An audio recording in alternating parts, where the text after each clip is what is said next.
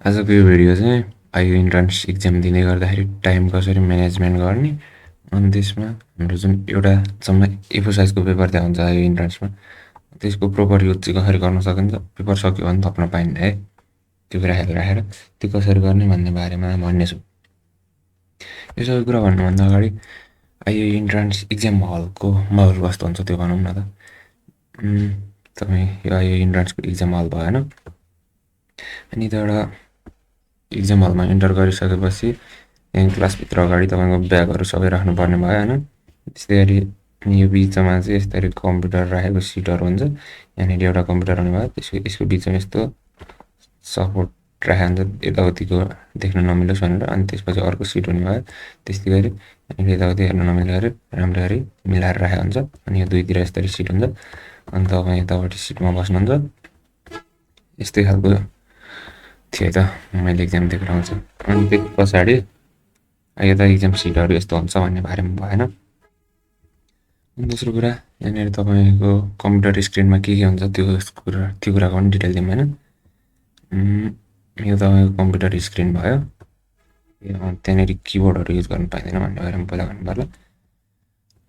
अनि तपाईँलाई इक्जाम हलमा एउटा पेपर दिन्छ। यहाँनिर पेपरमा चाहिँ तपाईँको यहाँनिर लगइन डिटेल हुन्छ, यहाँनिर सर्टेन पासवर्डहरू त्यहाँ हुन्छ। त्यो पासवर्डहरू किबोर्डबाट हान्नुपर्ने हुन्छ, त्यति मात्रै हान्नु पाइने हो, किबोर्ड त्यसपछि युज गर्न पाइँदैन। अनि बाँकी सबै कुरा यतापट्टि माउस कनेक्टेड हुन्छ कम्प्युटरमा, त्यो माउसबाट गर्ने हो। अनि तपाईँले यहाँनिर एउटा क्यालकुलेटर बोकेर जानुहुन्छ होइन। अनि इक्जाम हलमा चाहिँ यहाँनिर आफ्नो लगइन जब त्यो हुन्छ नि 2 घन्टाको टाइम सुरु हुन्छ, 2 घन्टाभन्दा 1-2 मिनट अगाडि लगइन गर्न दिन्छ। तपाईँलाई ठ्याक्कै 2 घन्टाभन्दा 1-2 मिनट बढी टाइम हुन्छ यता इन्ट्रान्समा। अनि यहाँ सुरुमा पेजको यो टपमा तपाईँको इन्ट्रान्स भर्दा अस्ति फर्म भर्दा जुन फोटो राख्नु भएको त्यो फोटो अनि तपाईँको नाम यताउति डिटेल हुने भयो। त्यो भेरिफाई थाहा हुनु पऱ्यो नि त म आफ्नो इक्जाम दिइरहेको छु कि छैन भनेर। नत्र अरूको इक्जाम डिटेल जो सिट यताउति भएर त्यस्तो भयो भने त गडबड हुन्छ नि त। अनि त्यस पछाडि यहाँ फर्स्टमा यो साइडमा तपाईँको टाइम कति बाँकी छ अथवा टाइम कति भयो भन्ने त्यसको इन्फर्मेसन हुन्छ। जे भए पनि टाइम कति बाँकी छ त्यहाँबाट थाहा पाउन सक्नुहुन्छ। अनि त्यसैको साइडमा तपाईँले त्यस्तै 80-70-80वटा क्वेसन गरुन्जेल चाहिँ तपाईँले कतिवटा क्वेसन एटेम्प गर्नुभयो भन्ने डिटेल देखाउँछ होइन। अनि जस लास्टतिर सकिने बेलामा चाहिँ तपाईँको कतिवटा क्वेसन लेफ्ट छ अनि कुन कुन नम्बरको क्वेसन पनि लेफ्ट छ भनेर यहाँ यति डिटेल दिइसकेको हुन्छ। त्यति डिटेल दिइसकेपछि यहाँ तपाईँको फर्स्ट पेजमा चाहिँ एउटा पेज हुन्छ होइन। अनि त्यसमा 1 नम्बर क्वेसन हुने भयो, त्यसपछि 4वटा अप्सन हुने भयो, 2 हुने भयो, त्यस्तरी 4वटा अप्सन हुने भयो। यहाँ पहिलो पेजमा 10वटासम्म क्वेसन हुन्छ, 10वटा जस्तो लाग्छ, 20वटा नि हुनसक्छ है, 10वटै थियो मेरो पालामा जस्तो लाग्यो। अनि त्यसपछि यहाँनिर नेक्स्टको बटम हुन्छ। अनि त्यसपछि नेक्स्ट पेजमा गएर अनि बाँकी क्वेसनहरू गर्न सक्नुहुन्छ। अनि नेक्स्ट पेजमा गएपछि यता प्रिभियसमा हुने पनि यहाँनिर तल अर्को बटम पनि हुन्छ। भनेपछि नेक्स्ट प्रिभियस यताउति गर्न सक्नुहुने भयो। एउटै पेजमा यति अप्सन हुने भयो। अनि 4वटा अप्सनमध्ये तपाईँले कुनै अप्सनमा एकचोटि टिक गरिसक्नु भयो भने त्यसलाई अनटिक गर्न मिल्दैन। अनटिक गर्न नमिले पनि अप्सन चेन्ज चाहिँ गर्न मिल्छ। जस्तै तपाईँले अप्सन बीमा लाउनु भयो अनि भरे रियलाइज भयो कि अप्सन सी रहेछ भन्ने, अप्सन सीमा चेन्ज गर्न पाउनुहुने भयो। तर अप्सन बीमा टिक लाउनु सक्नुहुने लगाइसकेपछि मैले त यो क्वेसन आउँदैन गर्दिनँ भनेर अनटिक गर्न चाहिँ पाउनु भएन। तर यसमा टिक लाउने फाइदा हुन्छ, अनटिक लाउने त कुरै छैन होइन। अनि त्यसपछि होइन यो क्वेसन सोल्भ गर्दै जानुहुन्छ। अनि लास्टमा यहाँनिर कतिवटा क्वेसन बाँकी छ, के बाँकी छ भनेर सबै कुरा थाहा भइसकेपछि टाइम म्यानेजमेन्ट गर्नु छ होइन। भटाभट सुरुमा एकैचोटि क्वेसन हेर्दाखेरि चाहिँ तपाईँलाई सबै क्वेसन आउला जस्तो नलाग्न सक्छ होइन। कुनै क्वेसन चाहिँ हेर्ने बित्तिकै सजिलो लाग्छ, टिक लाउनु छ, ठिक छ। कुनै क्वेसन हेर्दै जाँदा चाहिँ सुरुमा एकदम हतारिए जस्तो महसुस भइरहेको हुन्छ नि त। अनि त्यति बेला यो क्वेसन आउँदैन जस्तो लाग्यो भने त्यसको बारेमा सोच्न थाल्ने होइन क्या, भट्टाभट अरू क्वेसन गर्दै जाने, एकचोटि फाइनलसम्म पुगिसक्नुहुन्छ होइन। अनि जति सक्दो तपाईँ लास्टसम्म पुग्नुभयो, अब मानौँ 1 घन्टामै तपाईँ फाइनलतिर पुग्नुभयो, सबै पेजको 6-7वटा क्वेसन गरिदियो भने तपाईँको 10-20वटा क्वेसन बाँकी चाहिँ 1 घन्टा अगाडि नै भइदियो भने त अनि त्यस्ता रेयर केसमै होला होइन। अनि जति सक्दो चाँडो सक्नुभयो त्यस पछाडि तपाईँको त्यो कन्फ्युजिङ भएको क्वेसनहरू पनि खासै गाह्रो चाहिँ हुन्न है। आइओमा जुन बिए तपाईँ अरू इन्स्टिट्युटमा इक्जाम दिइरहनु भयो होला त्यहाँ क्वेसन सोल्भ गर्न अझै अप्ठ्यारै परे हुन्छ। आइओमा चाहिँ त्यस्तो हुन्न जस्तो लाग्छ क्या मलाई, किनभने मेरो क्वेसन पनि त्यति गाह्रो थिएन होइन, तै पनि बिगारिन्छ क्या, त्यही हो। बेस्ट टुल भनेको टाइम म्यानेजमेन्ट गर्न सकेर अन्डको गर्न सक्यो भने बेस्ट रिजल्ट आउँछ।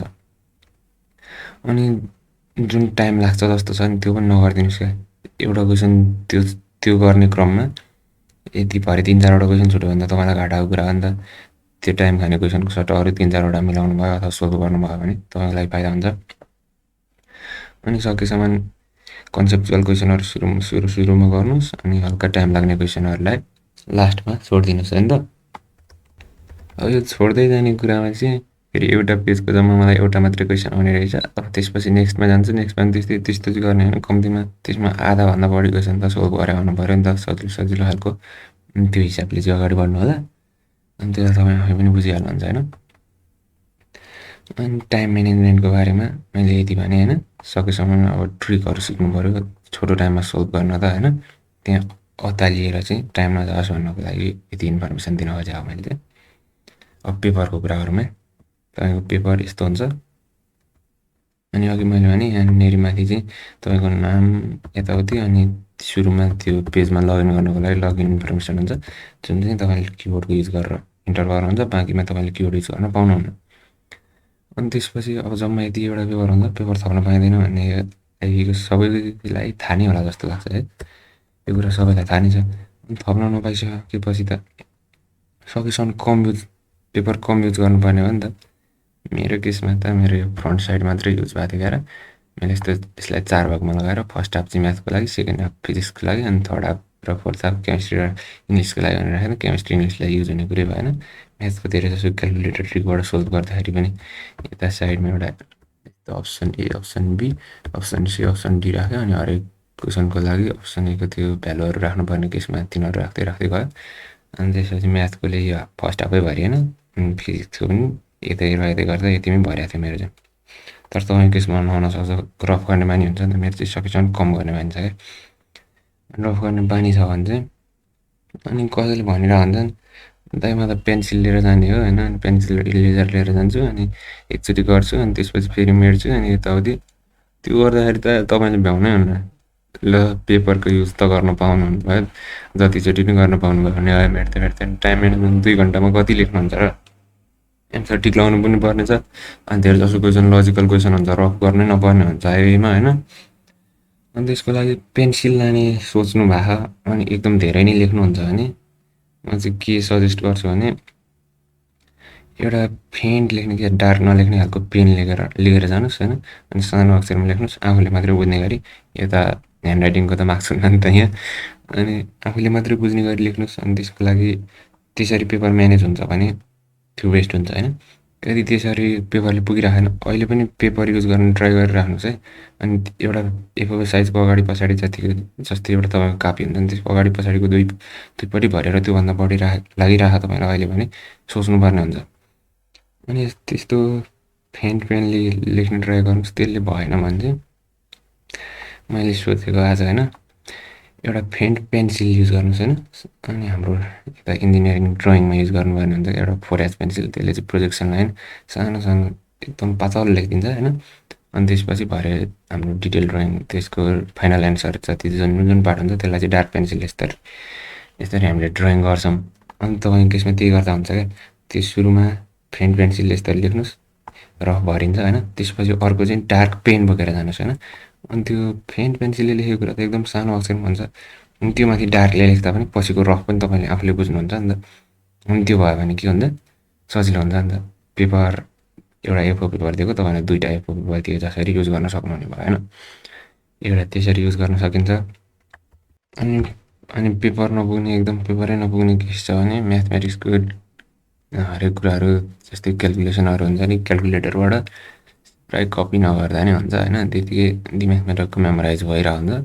माथि हाम्रो क्वेसनको भ्यालु कति आछ, अनि त्यही क्वेसनको भ्यालु मात्रै यहाँनिर नोट गरेर अनि अप्सनको भ्यालु हेर्छ र अप्सनमा हाल्दै खोज्दै जाँदाखेरि क्यालकुलेटर ट्रिक युज गर्नुभएको भने त तपाईँको पेपर 100% पुग्छ। र फिजिक्सको लागि 1 पेजभन्दा बढी युज गर्नुभयो अरे, अनि केमिस्ट्रीको लागि अर्को हाफ पेज जति नै युज होला बढीमा। इङ्ग्लिसको लागि केही नै चाहिन्छ र म्याथको लागि त चाहिँदैन त्यति। अनि म्यानुअली सोल्भ गर्न चाहनुहुन्छ भने पुग्छ जस्तो लाग्छ। तर यो धेरैले रेज गरेको प्रब्लम भएर मैले यसको बारेमा यति भनिदिएँ। अनि अघि नै भनिसकेँ होइन, यहाँनिर तपाईँको कतिवटा क्वेसन बाँकी छ अनि कुन कुन क्वेसन बाँकी छ पनि थाहा हुन्छ लास्टमा 10-20वटा क्वेसन रहेपछि।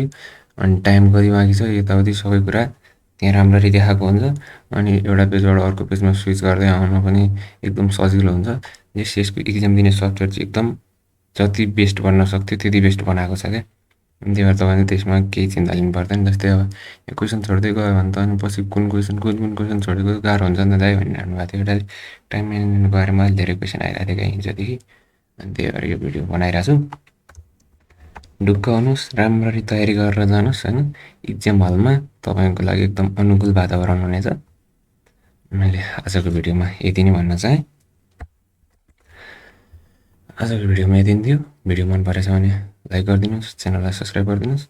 अनि हाम्रो च्यानलमा क्यालकुलेटर ट्रिक सम्बन्धी धेरै भिडियोहरू छन्, ती भिडियो हेर्न सक्नुहुन्छ। त्यसको सम्बन्धी कुनै प्रब्लम बाहेक जुनसुकै भिडियोमा कमेन्ट गर्नु अथवा प्राइभेटली मसँग डिस्कस गर्न मन छ भने हाम्रो ENGT नामक फेसबुक ग्रुप छ, त्यहाँ गएर मलाई मेसेज गर्न सक्नुहुन्छ। आजको भिडियोबाट बिदा हुन्छ त, धन्यवाद।